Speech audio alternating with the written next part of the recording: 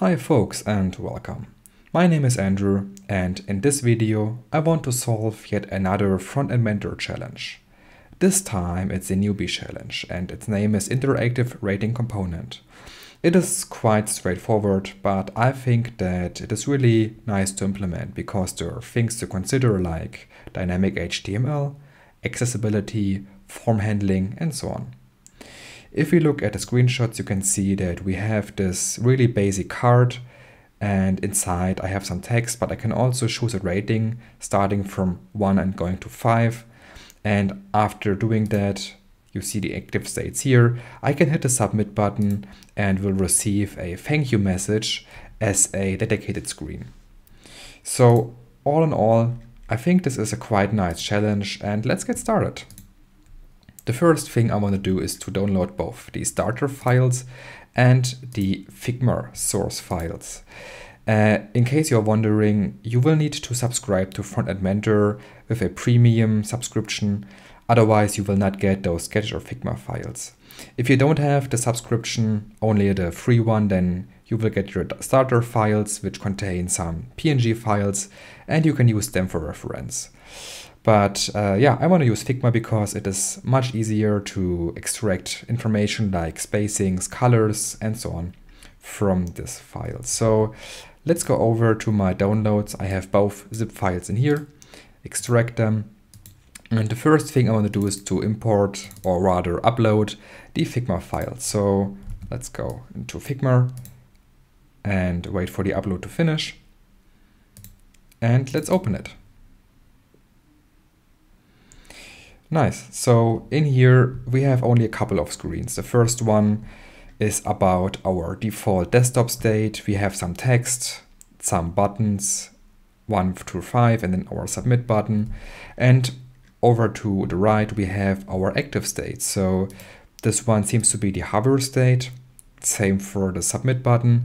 And then this lighter gray one will be the active or selected state. And as we already saw in the screenshots, we also have this thank you message or the thank you screen, which again only contains some text. And in here, it's pretty much the same just for mobile. So I don't think there will be the need for writing any media queries.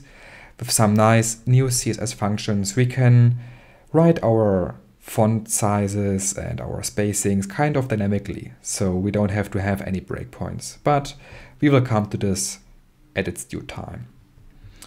All right, let's head back to our editor, to our file explorer.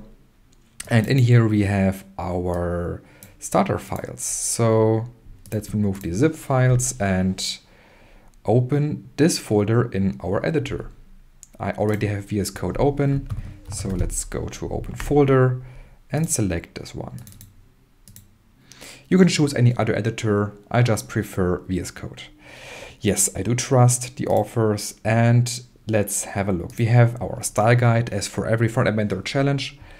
And this one contains the breakpoints, our colors, and typography information. So we have a font size of 15 pixels, and our font is going to be from Google, and it's called Overpass. We also have our index.html, which already contains our text, so we don't have to type that, which is nice. And some design. So this is what I mentioned. If you don't have the premium subscription, you will have to work with those JPEGs. I don't, so let's delete the folder. And we also have images. So this is the fav icon and then 2 SVGs, which is pretty nice. All right. The first thing I always like to start with is by writing my HTML. So in order to do that, I will move the editor to the left and my Figma browser to the right, so I can see what I have to write into my HTML. Let's close this, make it a bit smaller. And let's see, I don't need the attribution and I can also remove the footer. So let's come back to our Figma and let's see. We definitely have to have a main element because the card is our only element on the page. So it has to be wrapped in a main to be more accessible. What we have then is an image. I guess that's the star icon, so we can put this in here and reference images icon star. And this one, let's see, this looks like it has 48 by 48 pixels. So let's provide the information as an attribute. And I'm doing this because it improves page loading. If I don't provide a height and a width, then the page might be jumpy until the images have been loaded. Certainly not the case for really small icons and files, but always a good practice, especially for larger images that take a while to load. Then we have our title and our paragraph. So I will move all of this over and wrap this in an H1, since this is the first and only title or heading of this page. So it has to be an H1, and the same for our paragraph. Quite nice. Let's get rid of this comment. And next we have our buttons in here. 1, 2, 3, 4, and 5. And I think it might be tempting to just use button elements, but I think since these are kind of form controls and we could consider this being a form, we should use radio inputs or radio buttons. So first of all, because we also are going to submit the rating, I will wrap it in a form, remove the action, since we will use it with JavaScript later on. And I will have a label 5 times for each button. And this one contains an input type radio. Like so. That's a terrible formatting, so let's quickly multi-select our line breaks, like so. And since our inputs are inside the labels, we don't have to have a for attribute. We only need this if the input is next or outside of the label. And then I want to have a text inside. So for each radio, we can use a span and just provide the number. So this would be 1, 2, 3, 4, and 5. And next, let's get rid of this text. And finally, we have to add a button with the type of submit and text of submit. And in case you didn't know, if you're working with buttons and forms, type submit is the default. So if I would just get rid of this type submit, then it would still submit a form upon clicking the button. However, I'd like to be more explicit, so it's clear that this is the submit button. If you have any other buttons, then you will need to add a type of button to prevent submitting the form. Okay, let's get rid of the comments here. And what we have next is our second screen with the selected X out of 5 message and some additional text. So basically what you can see in here. And there are different ways to solve this. One way would be to wrap everything in a div and then this one in another div. So we have one div per screen, and you could then use either the hidden attribute or you could use some display none and display block and toggle the visibility on or off in JavaScript after interaction with the form. However, I would like to go a different route and something that I think is more elegant and more purposed for this use case. And this is by choosing the template tag in HTML. If you have ever seen a Vue.js code, you might already know the template tag. And it's also a native HTML tag, so we can use it in our project. And I will show you what this does in a second, but first let me bring all this content inside the template tag. So I will move this to the top, and we can wrap our first paragraph, because I think it's just a paragraph, it's nothing special. And then we have another title, and this one will be an H1 again, because once we get rid of this section or of this screen, there is no more titles, so automatically we have to have a new H1 title after that, because again, it will be the only one on this page. And finally, we will have the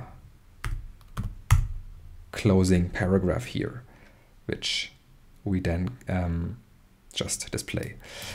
All right, let's get rid of the comments here and here. And there has to be some dynamic content because we have to get the information. We have to get the rating that we chose in the first screen here, and we have to display it inside this paragraph. So for now, I will just put an X in here, and I'll worry about this once we get to the JavaScript part. Let's save everything, and we can open this in our browser. I will choose Live Server, which is a nice extension for VS Code, and you can just you can just look in the extensions for Live Server with this purple icon to have the same experience. And this is a quite nice extension because whenever I change any HTML, CSS or JavaScript, it will hot reload my page.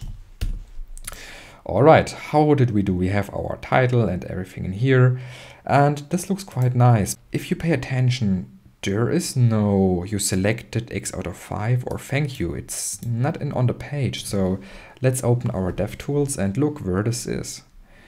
And let's make this a bit smaller. So let's open main. There is everything that we wrote, but you see here we have template, and it's kind of grayed out, which in Firefox means that this is not being rendered by the browser. And inside is a document fragment which contains all of our HTML that we wrote.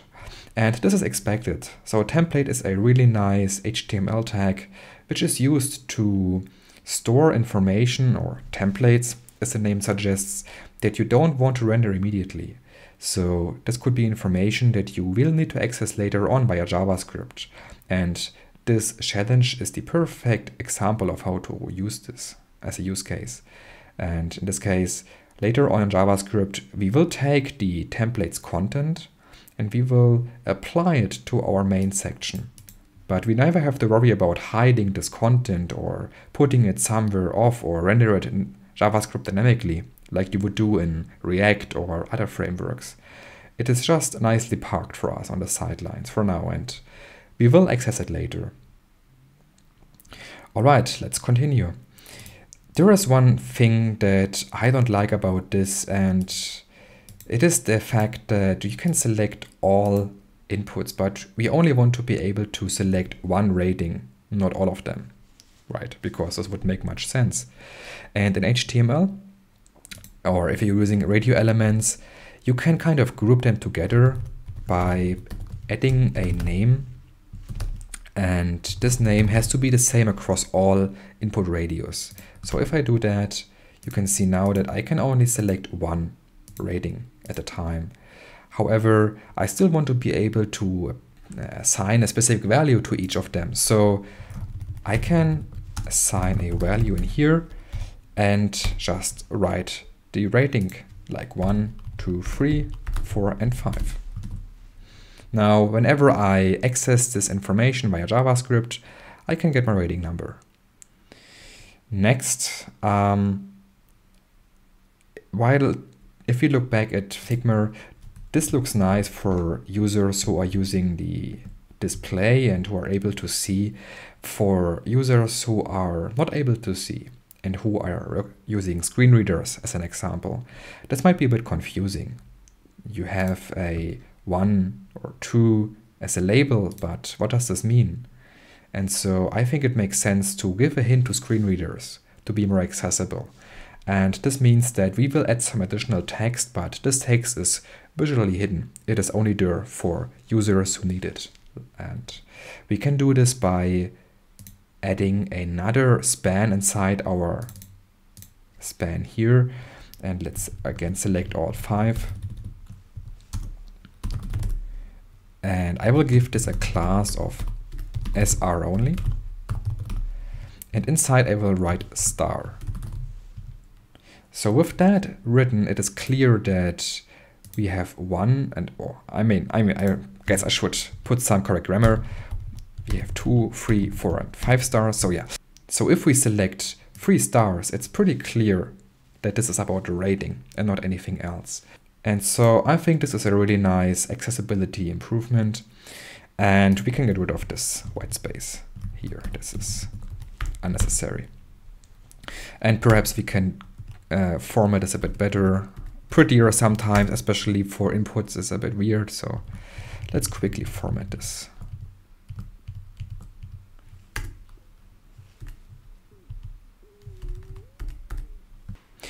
All right, the next thing I would like to do is to add some interaction, meaning that I would like to wire up our form with the submit button and render the second screen once we submit. First, I have to create a new script.js, and I will link this at the bottom of our body.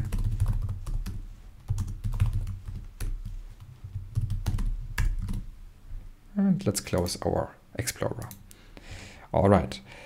First, I think we have to reference our form because we want to assign an event handler to the form. Whenever the user hits the submit button, we want to catch that submit event and then do something with that. And one option would be to just say we query the body for our form. And while this works perfectly fine, I'm not really a big fan of that. I would like, or I rather assign custom data attributes to each element that I access via JavaScript. Because from my HTML, I have no idea that this form is being used in JavaScript. And this is the case for all elements. Like, I can never say if this input is somehow handled by JavaScript or if this title is used by it as well. So one easy way to prevent that and to make it more clear in our HTML, or to make the relation between both more clear, is to just add a data.js form attribute. And this now indicates to me personally that this is being used in my JavaScript, and I can use this instead of my tag as a selector, something like that. And we also need our template. So template equals, again, document.query selector, and let's call this data.js template. I think this is just a best practice, but again, you can just use IDs or classes or anything else to query your DOM nodes in JavaScript. So data.js template. And I think that's okay for now. So next, we want to add our event listener to the form. And this will be the submit event, which we will write a submit function for. So function handles submit. This receives an event, which is the submit event. And we can first prevent the default. So event.prevent default, and let's log it out.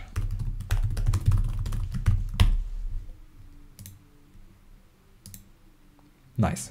Event.target is our form, and you can see that it just worked. We didn't refresh the page and logged the form element. So the first thing I want to do is to get my rating. And there are a couple of ways, but I think the most elegant one is to use the HTML5 form data object.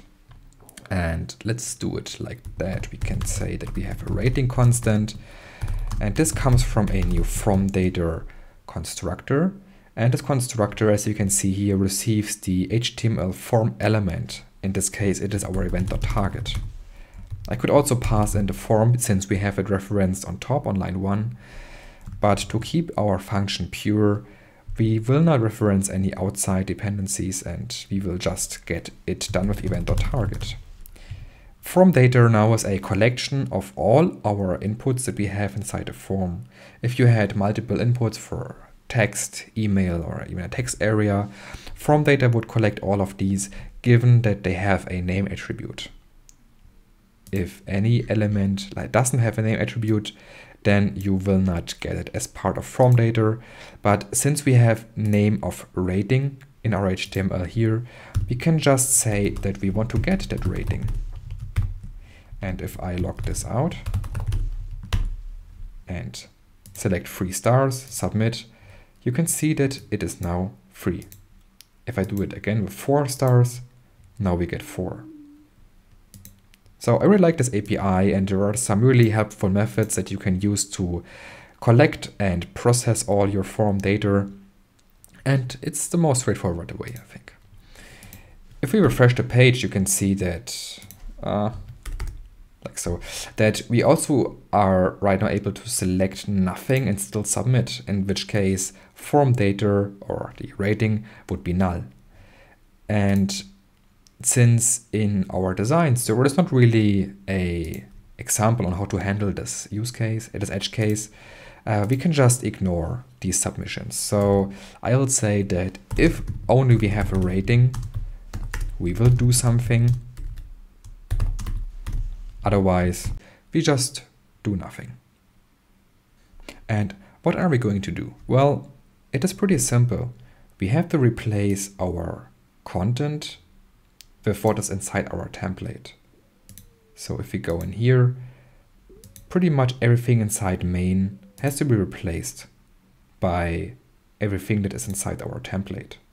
So what we can do is we can go back into our HTML and add another data.js wrapper attribute, because I want to replace everything inside here. So I have to select this element first. Let's go back, add another variable.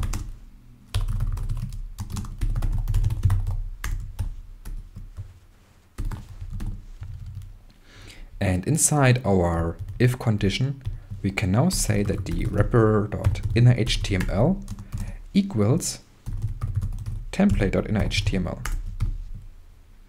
Let's save both files and let's test this out. I will select 2 stars, hit submit, and there we go. Our entire main data has been replaced by what is inside the template. Nice. If I go back and let's not select anything, hit submit, nothing happens because our rating is null and we do not go inside our if block here. Awesome. Submit again, and there we are. The next thing we can do is we can replace this x by our actual value, which is really quite simple if you think about it. We need some placeholder content here, which we can replace once we submit the form.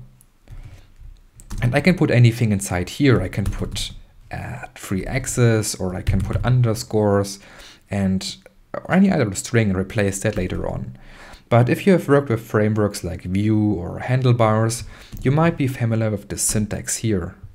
Those 2 opening brackets and those 2 closing brackets. Inside we have our variable like rating or count.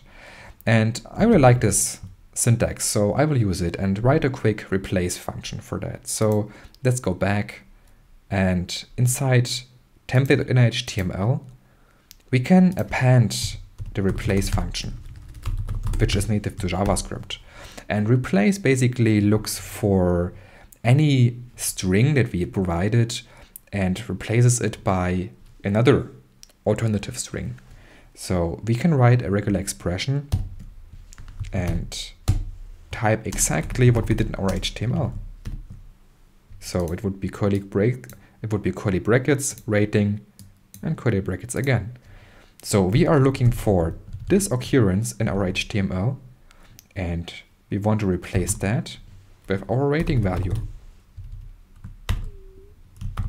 Let's save it, submit, and there we go. You selected 5 out of 5. Again, 2 stars, 2 out of 5.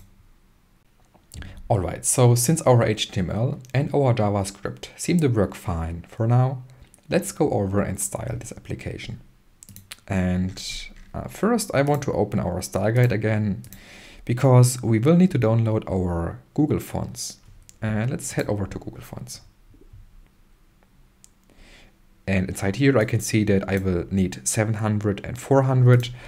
And I mean, I could just embed this using a link tag that Google gives me.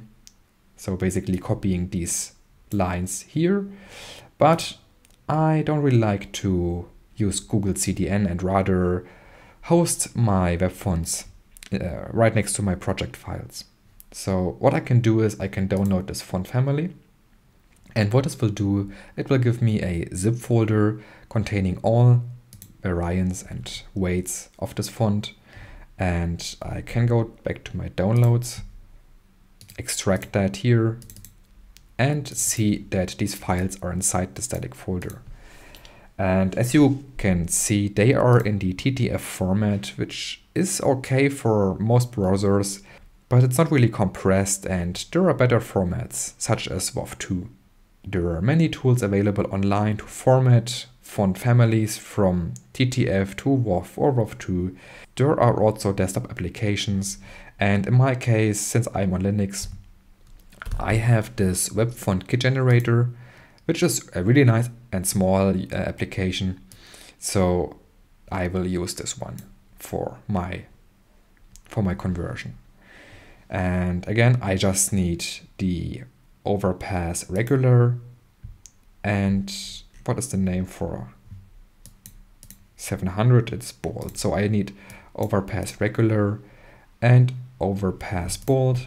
I can drag both into my application, select the output directory, which will be in downloads here, and let's create a new font folder. And one nice feature of this application is that I can choose which files I want to convert to, and also the subsetting. Since this is an English application, I don't need any of these Greek, Vietnamese, or even extended versions, and I can just select Latin, which will reduce the size of this file quite drastically. And with that being said, let's generate. Inside my editor, I can close this and see that there's a new fonts folder called Overpass, and let's just move these out. I don't need this extra folder, and rename them. I'm a bit of a perfectionist when it comes to file names, so let's bear with me quickly. And we also get this overpass.css file, which I can just copy and put inside my main styles, which I just have to create first. Let's paste this in, save it, and close this one. Then, before we see any results, we have to link our style sheet.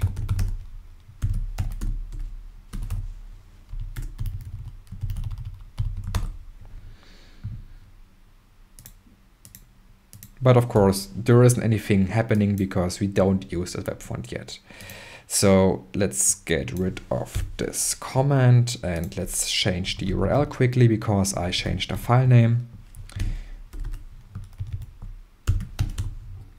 This is inside fonts. And let's get rid of this comment. Next, I will add some comments to structure my CSS file into sections to make it a bit more clear.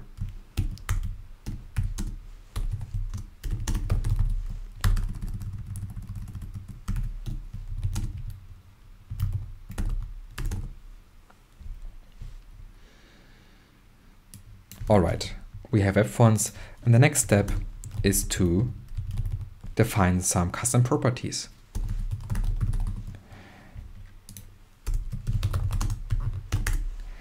And these custom properties, in my case, are mainly used for storing colors and typography information and so on. So if we go back into our style guide, you can see that we have a couple of colors like orange, white, light gray, and I want to copy all of these and for each assign a custom property in CSS. So let's go inside here and copy our orange first.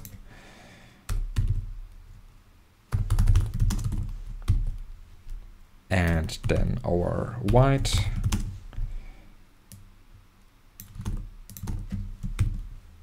And the other colors as well.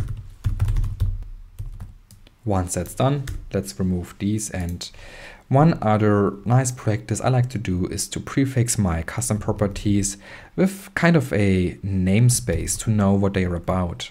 Since all of these are colors, I just want to prefix them with the CLR, or short for color, string, and this makes it clear to me later down the code that this is some color I'm working with, like so.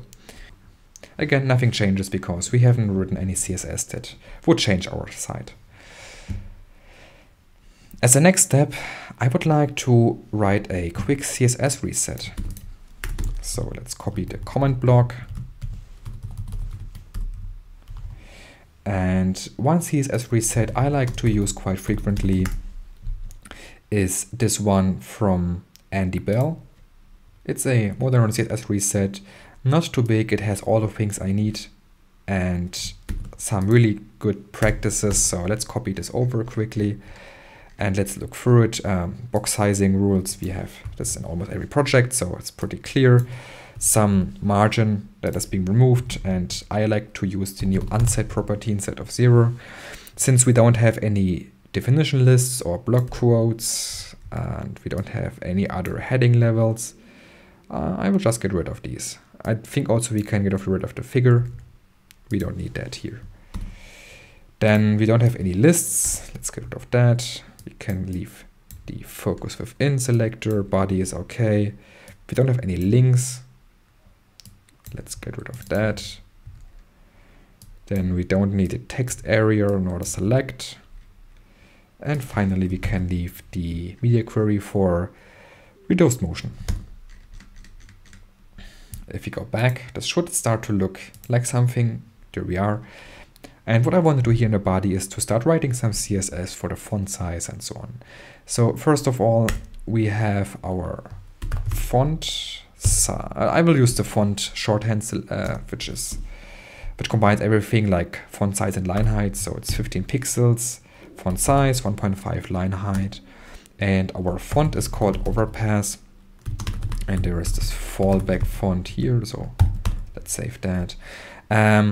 But I like to use a more sophisticated fallback. And I really like the one from Tailwind CSS.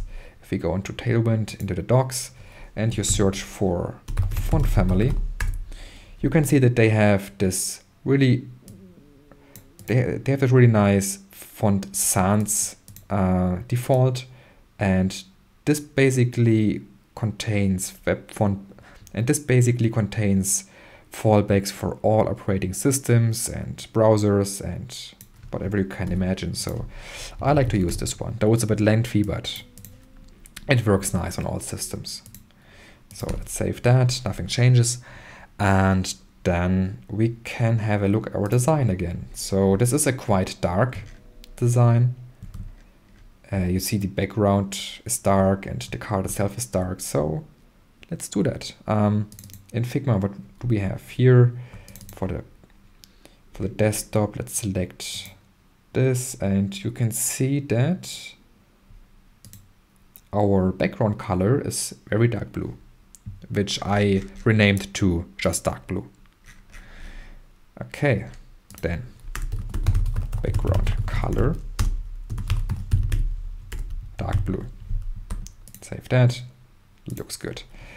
Next, let's add some typography to our style sheet in a different section.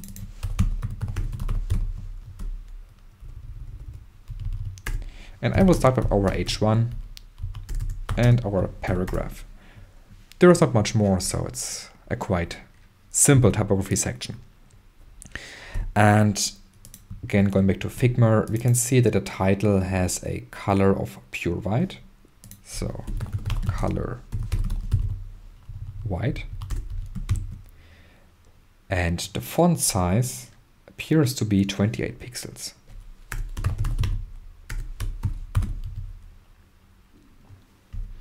Our paragraph has a light gray color.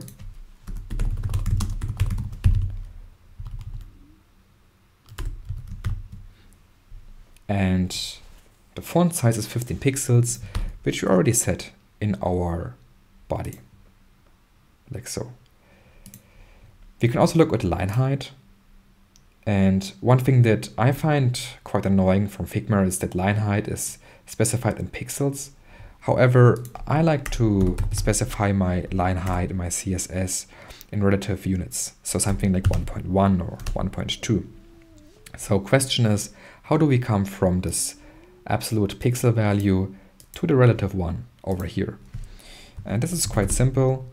all you have to do is to take your font size and your line height, and you have to divide your line height by your font size, which means that we have to divide 35 by 28, and this results in 1.25 of line height. And we can do the same for our paragraph. We have a line height of 24, and we can divide that by 15, which is 1.6. Instead of putting this into our paragraph selector, I will just update my font property here. Okay. The next step, I think, is to add some background to our card. And I will just create a new section and call this layout and select our card, or our main rather. And to me, this looks like it has a gradient because the top part is lighter than the bottom part. However, I didn't see anything like that in our style guide. So let's go back and look quickly for a gradient, but there is none here. So we have to extract this information from Figma. And again, this is why I recommend using or subscribing to Frontend Mentor with a premium subscription, because then you get access to this information quite easily. And it's not as cumbersome as having to extract that from a JPEG file. So we have this black gradient here and both our properties, which I don't think we have in our variables.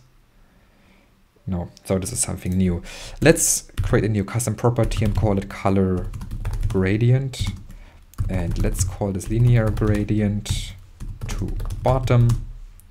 And then write the SHL value to 15, 20% and 70%. And again to 15, 24% and 12%. Now we can use our gradient inside our body, or our main rather.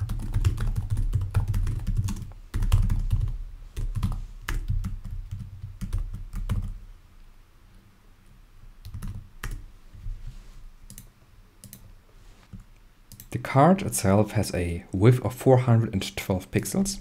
So let's write this here, max width of 412 pixels and a width of 100%. And let's convert this to rems. Again, I have an extension for that called, what is the name? PX to rem. And I just have to hit a keyboard shortcut to convert pixels to rems, which is a better way of defining these values for responsiveness and accessibility. So I recommend writing those units always in rems whenever it makes sense. And yeah, just as a quick tip for you.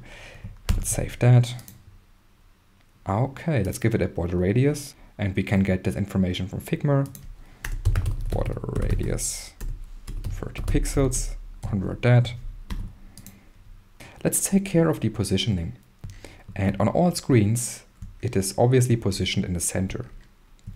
So to achieve that, I want to get back into our body, and I will just assign a display grid and place items of center and also a min block size of 100 VH, which means that this will take up the entire height of my screen.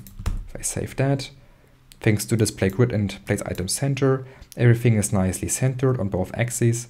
And min block size height, if I wouldn't have that, well, it still works, which is awesome, but I think I have to refresh. No. Oh, I already had min height in here. So it's pretty much the same. I prefer min block size. So let's get rid of this. And again, to showcase how this would look like without, you would see that the body just takes the height it needs. But since you want to take up all height available and then place it in the center, we will enable this back again and be happy about what it looks like. Next, we have some padding, I assume, because this isn't flush with the border in our design, and the padding here is 32 pixels. on all sides, I guess. 32, 32, yes. So we can just say that padding equals 32 pixels and save that. It's coming along nicely. The star icon is quite big, and if I go back in here, it says that this is 48 by 48, but this is for the outer icon or part of the icon. The star itself has a height of 16 by 16, so let's fix that and go in here, 16 by 16, and I will give this a class of logo.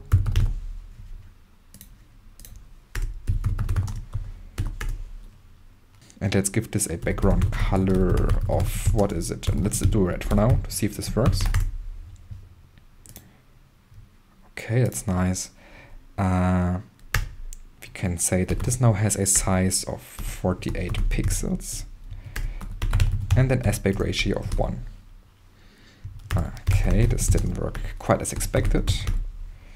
So then, oops. Let's go with that. But it still doesn't work really because the star stretches with our width and height. So maybe we can define some padding. Let's see. So we would need to calculate our padding. To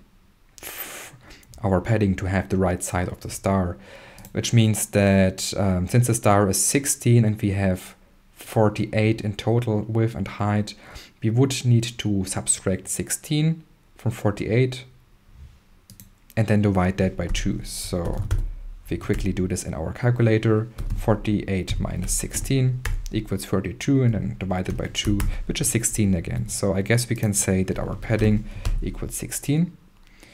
And let's give it a border radius of our height to make it round. And let's replace our color by, I guess it's blue.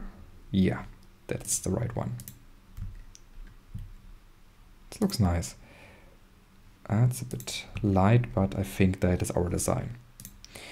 And we can make this a bit more maintainable by extracting our width and height into a custom property, like so.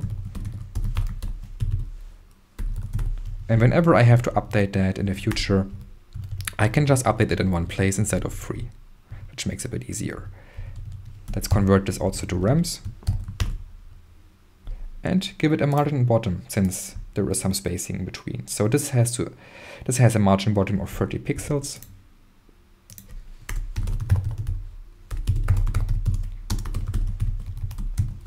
Save that, go back, and there we are. Looks nice. Our title also appears to have a slight margin bottom of 7 pixels. So let's do that here.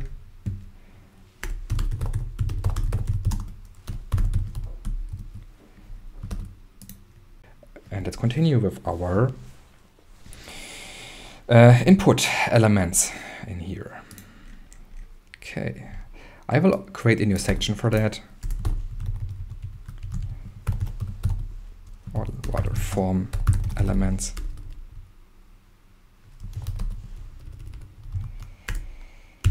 And the first one will be my button. And with button, I mean this big bright orange submit button. And let's give it a class first.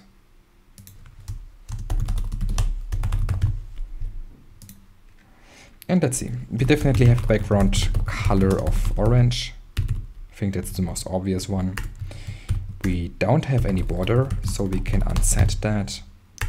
The color of the text is white, and the text transform is set to uppercase. We also have a height, I assume, which is 45 pixels. And we have border radius. Again, 45 pixels, the same as our height, to make those perfectly rounded corners. I will extract that to a custom property again, for the same reasons as above.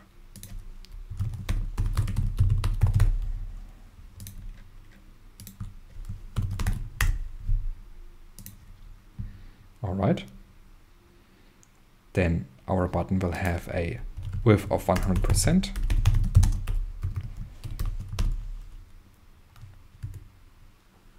And a cursor of pointer. And that sets some appearance of none, just to prevent any browsers applying their own base styles and to make it look consistent across all browsers. The text itself, it seems, has a font size of 15, which is okay, but it has a bold font size, font weight, and some letter spacing. So we can say that our font weight equals 700 and letter spacing 2 pixels. This makes it look exactly like the button that we have here.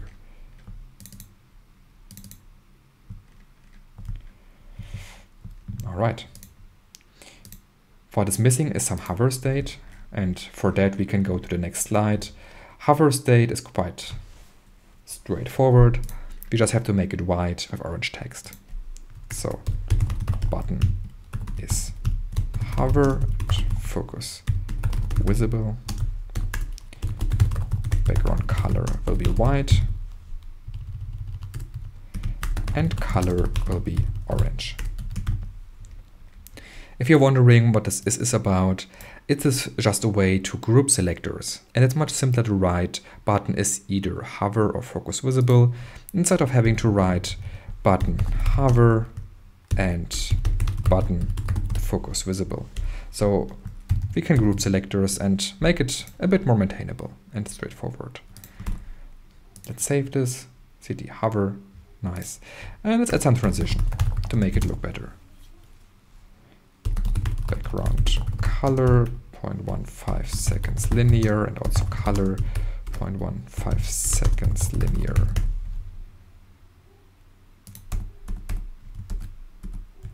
And let's also get rid of the outline.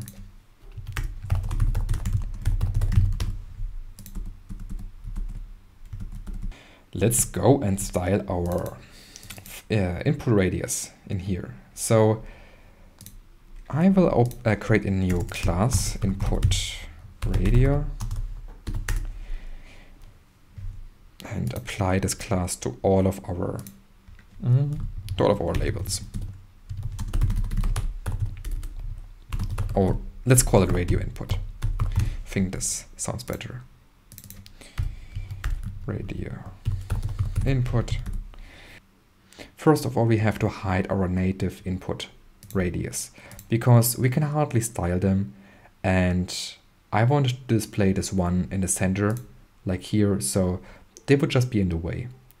And hiding them doesn't mean that we want to make them inaccessible from screen readers. So this hiding should only happen visually.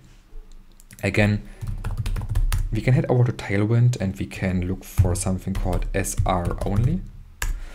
And these classes exist also outside of Tailwind, but I just like to copy them quickly.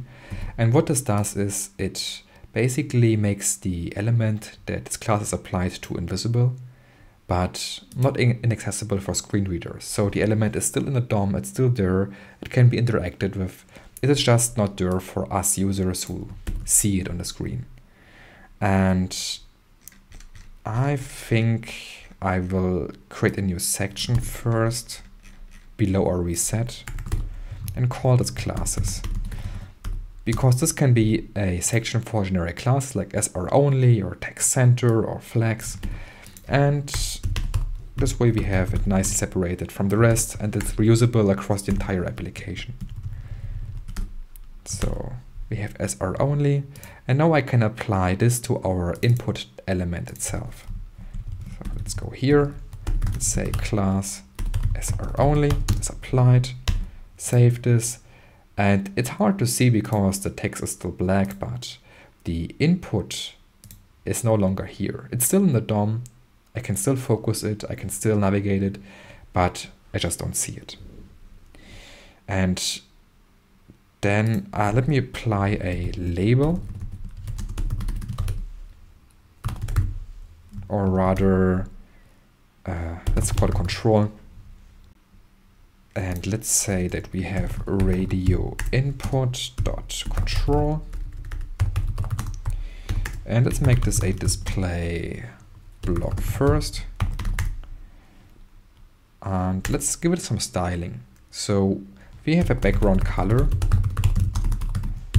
of color blue, I think, if I'm not mistaken. Yeah, it's the same as our logo, color blue, and a text color of medium gray, which I think I renamed to just gray, like so. It will also have a width and height. So let's extract this information. 51 by 51 with 51 pixels, height of 51 pixels. And let's give it a border radius of 51 pixels. And save that. Let's also give it a text align center and a line height of 51 pixels. This is a nice way to just center the text on both axes.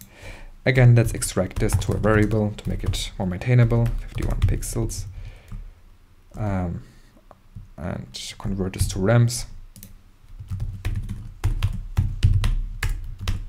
like so.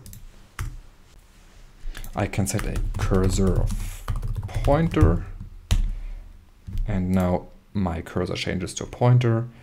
And let's go in here, and I think we have to wrap this in a div because I want to align them on the x-axis, but I don't want to have to tinker with grid or anything in the form, since there is also our submit button. So let's just wrap this and call it, or give it a class of rating group.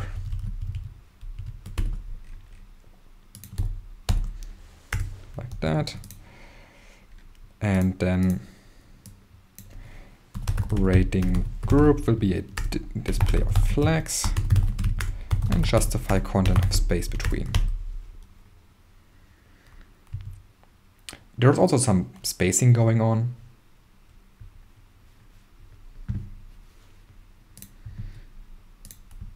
So there are 32 pixels to the bottom and 24 pixels to the top. So let's say we have margin block, 24 pixels and 32 pixels. Convert that, save, there we go. Let's go back to Figma and see. I think the font size is, I can't see it. Yeah, the font size is 16 and the font weight is 700. So font size equals 16 pixels and font weight 700. Next, let's work on our interactive styles. So what we need to have is a radio input, which is our label, and on hover, I want to style the control. So this will then have a background color of, what is it? Orange and white text.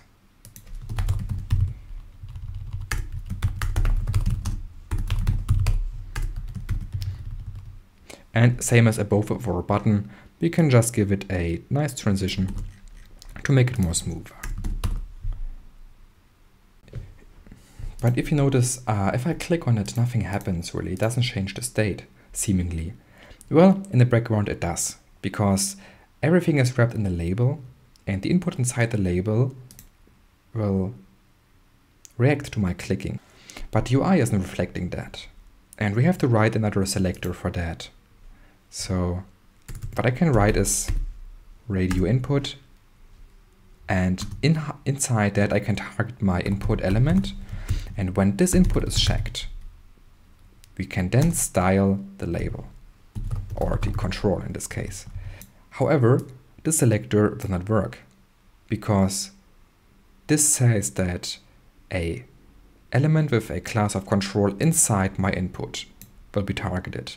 But the control class is a sibling right next to my input. You can see here we have input and the next adjacent element is my control. In CSS, there is a selector for that, which is the plus. And this means that target the next adjacent element with the class of control and provide some styling.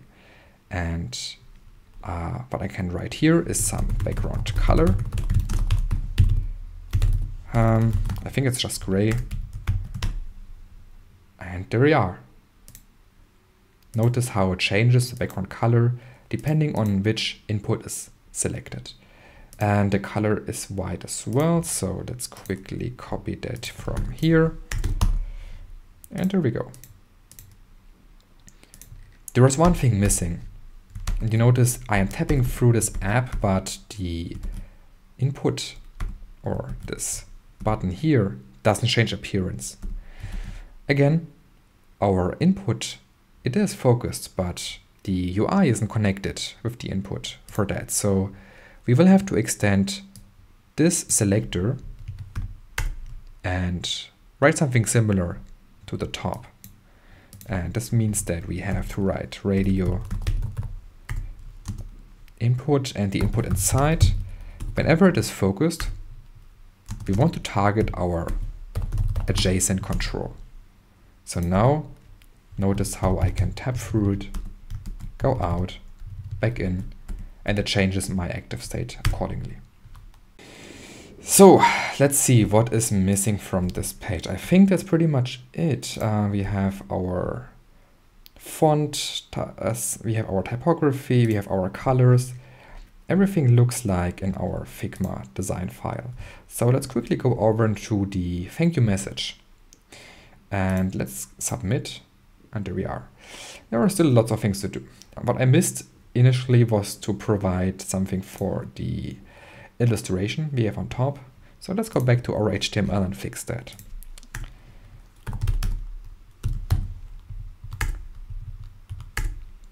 And I will get the width and height from this by opening it in VS Code, and I can see that we have a width and height of 162 by 108. Let's close this again, copy that.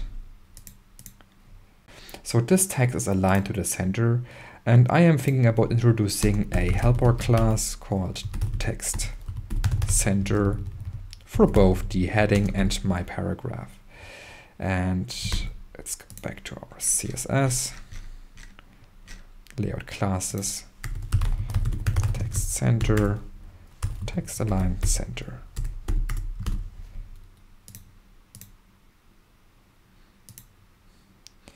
I will provide a class for this paragraph to be able to target it. And let's call this rating result. And I also want to give this a class of illustration.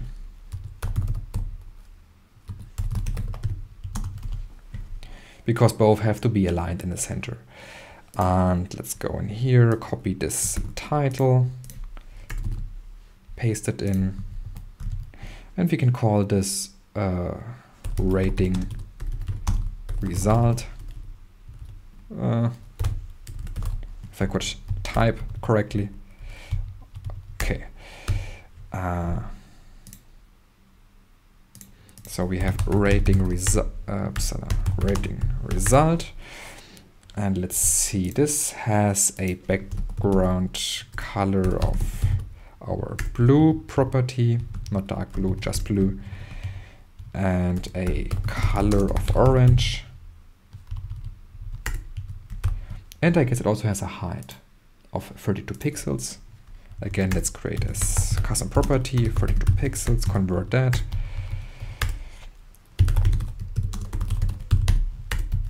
And also the border radius. Size and the line height.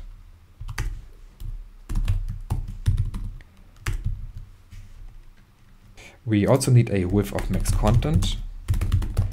By default, a paragraph is a block element, which means it takes up all width available, 100%. Max content says that it should only expand as much as its content. So it will end right where the text ends. And then we can apply some margin inline to auto to center it in the middle. And there's also some padding going on, 20 pixels it seems. Padding inline, 20 pixels. And that looks quite close. We also have our illustration. And this one also will receive a margin inline of auto to center it. And I think all that's missing is some spacing between those. So there is 32 pixels bottom spacing from the illustration, and again 32 to our thank you title. Let's just go with margin block of 32 pixels on our paragraph, and there we go. So let's refresh, vote, thank you. But there are still things that we can do to spice it up, to make it better. One thing is, notice how the height of this container changes once we hit submit. Do you see it? It's really not that big of a deal, but I don't like UI jumping around. And this happens because our container doesn't have a fixed height, it's dynamic.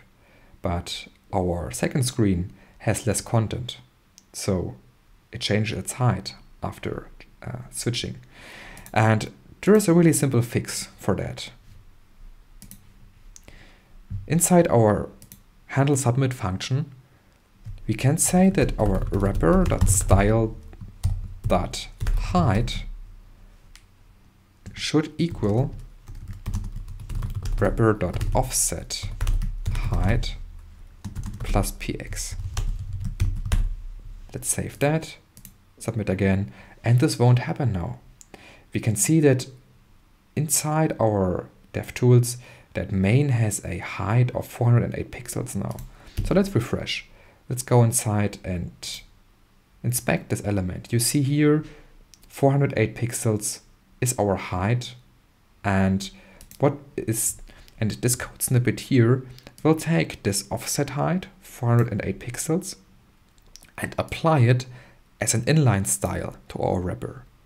This happens before the content is replaced, which means that there is no more shifting around in height.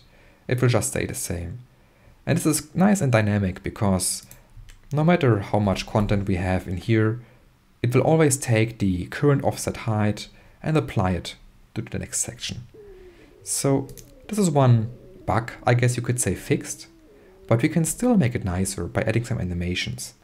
And what I imagine is that whenever you hit submit, the first screen swipes out and the second screen swipes in. So basically goes from right to left and right to left and has this nice transition. So why not do this? Let's do it here. The first thing we have to do is we have to provide this with a class, and let's call this class animate out. There are two steps. Actually, there are three steps to it. The first step is to animate it out. Then, once the animation is complete, we can replace the content, and then third and finally, we can animate it back in. So let's save that.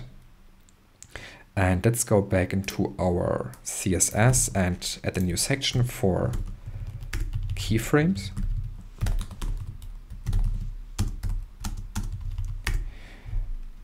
And let's call this animate out. And we will just use the animation property from CSS. So I will call this animate out again. Duration, let's go with 1 second to make it really visible. Timing function can be linear and mode can be both. The rest we don't need. So let's write this transition out. I'm sorry, I meant keyframe, not transition. So we call this animate out. And we just have two positions. We have from and we have to. It's a really simple animation. So from, I would say that we have an opacity of 1, and we want to end with opacity of 0. But besides that, we also want to have this swipe animation. So we can say that we want to translate it minus, let's say, 3 rems. And translate means that it will move everything. It is kind of similar to transform. And then translate x. This is the old syntax. Since recently we have this new CSS shorthand syntax for each transform property, like translate or scale. So we can just say that we want to translate 3 rems to the left by adding this minus in front. Let's try this out. It should work already. And you saw it. The timing is not right, of course. It is already changing the HTML structure, but this is what it looks like. However, I don't want this whole card to move. I want its contents to move. But we don't have any node, any element that we could target. We have our card, and then the content already begins. So I guess what we have to do is we have to wrap this in another div. Like so. Let's go to the bottom. And right before the closing main element, paste this div in. And let's see. I think that's much better. All right, let's go back to our script file. And we have to wait for the animation to end before we can replace the contents. So how do we do that? There is a nice event available in JavaScript called event listener called animation end. I think it's animation end like that. Yes, animation end. And let's go inside with an arrow function. And this event will fire once our animation has ended. To demonstrate that quickly, I will log it out. And you can see in our console, after this 1 second, we get this log here. So it is pretty simple now. We can just move this content inside our callback function. And it will not replace anything before this animation has ended.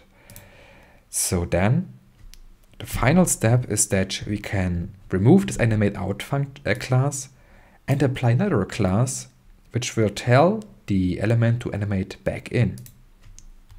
So let's say that we have wrapper.classList.remove animateOut. And now we need something similar, but just adding it again, animate in. Let's go back into our CSS, copy that, animate in, copy that, animate in. And we will start from an opacity of 0 and a translate of 3 rem. Now there is no minus this time because it will start from the right. This one transitions to the left. It has a minus in front. It's negative. But this one will come in from the right to have this swipe effect. And we will translate to, or transform to opacity of 1 and translate of 0.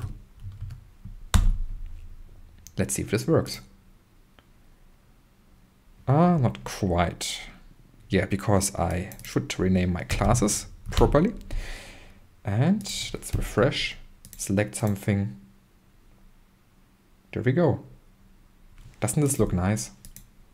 Again, I love these kinds of animations. I really love tinkering with that. It's really slow, so why don't we go back and say this should be 1.5 seconds maybe. Let's see how this feels like.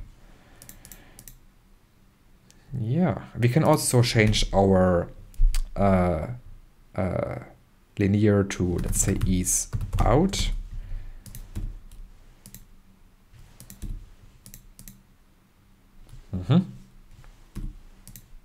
I kind of like this. Yeah, I think that's, the pacing is nice, the transition is nice, it looks good. We can simplify this a bit by by using a different method here. We don't have to remove and add in 2 different lines. We can just use a replace method, which is available on the classes object. So we will replace animate out with animate in, like so. And it still works the same. But this can be improved even further, and we can play around. Now it gets a bit silly, but I think it's a nice idea. We can play a swoosh effect whenever this animation happens. And for that, there is this free sound library called Zapsplat, and we can look for something like whoosh. And let's see what we have as sound effects.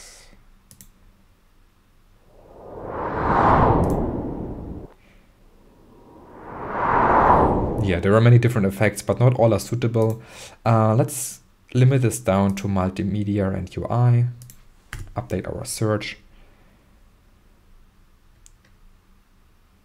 And I'm looking for something like this, multimedia interface maximize. If we play it. Yeah, I think that's it. So I will download this file. I have to log in first. Let me do this in the background quickly and log in with my account. And I'll see you in a couple of seconds once I'm back with the file. All right, there we are again. I have whoosh.mp3 downloaded to my computer. And we can copy this over into a new folder called sounds. And from here it's quite simple. Let's create a new function called play sound. And all we have to do is say const audio equals new audio. And we have to point it to our source file, which is in sounds whoosh.mp3. And then we can say audio.play. And I think a nice point to start playing this audio is right here. So let's call play sound, save our file, and nice. Though it's a bit loud, so let's tune it down, the volume, by saying audio.volume equals 0.2. I think that's enough because it's a bit loud and could scare some users. So if I'm not mistaken, there is just one thing left, and this is to make it a bit more responsive. There is not a whole lot of work to do, but you can see that a couple of things have been tweaked, and let's make this bigger for a second. You can see, for example, that while for the desktop screen we have a font size of 28 pixels on the heading, in here we have a font size of only 24 pixels. Also, the padding has changed from 32 to 24, and I think also the body font size, yeah, it is decreased by 1 pixels. So it's really minor, but still something you can implement. And as I mentioned in the beginning, that we don't need to have any breakpoints for that. We can just use some nice CSS functions to make it a bit more dynamic. And I would like to start with the title. So let's make this to the side again. Go back into our styles and let's see, where's our title? H1 in here. There is a nice property in CSS, rather a function, not a property. And this is called clamp. And clamp receives 3 values. A min value, the preferred value, and the max value. And what this does is, it's like min-max. So we have the max value, which means the font size will never be bigger than 28 pixels, and we have a min value. Then the font size will never be lower than 24. In between is what we will use if neither of these thresholds have been reached, so our preferred value. And this one, instead of something hard-coded like 16 pixels, will be a dynamic value. It is a 5 viewpoint width unit, and this means that our screen or font size will change depending on how big our viewport's width is. If I save that, let's go back and check this out. Let's make this a bit smaller, and this one as well. So notice how the font changes whenever I resize my window. You see that?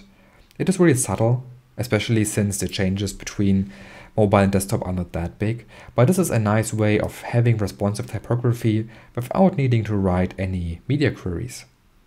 And you can play around and tweak this setting. If you make it bigger or smaller, then the font size will start changing sooner or later depending on which value you use. So if I make it higher, bigger with 8 viewport width, then it will start becoming smaller at a later point.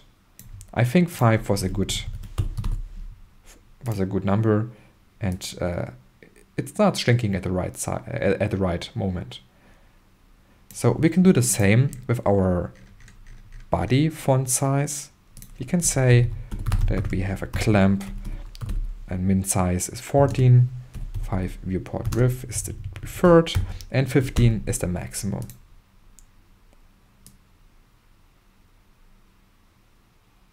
And you see in here, it is starting to shrink later in the heading, and that's because the font size is different for paragraphs than it is for titles. So we can tweak this by setting it to 3, for example.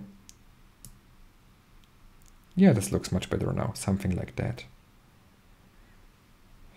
We can do the same with our padding. So if I go back into our main, there's a padding of 2 rems, which is 32 pixels. If we say clamp and min value is 24, 1.5, and max value is 2 rems in between, we have something like 5 viewport width. Let's see how this looks.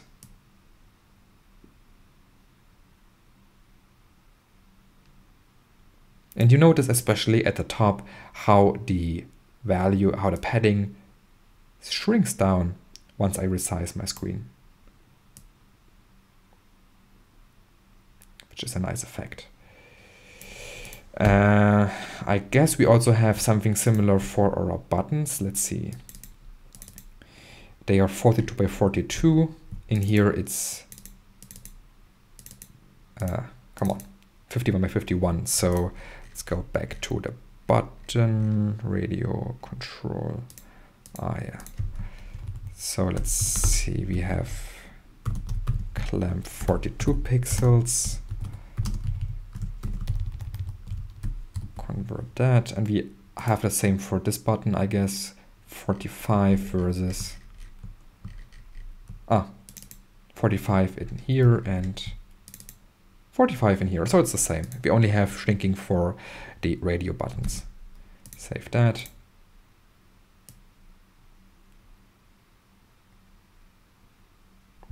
I have to tinker around with this a bit, so let's increase it to 8. Let's see, okay. Yeah, I think they start shrinking a bit too early. Let's go even higher with 10.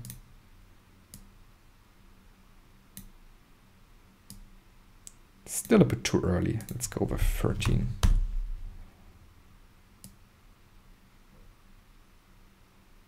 One other thing that bothers me a bit is that our card is flushed against the border of the viewport.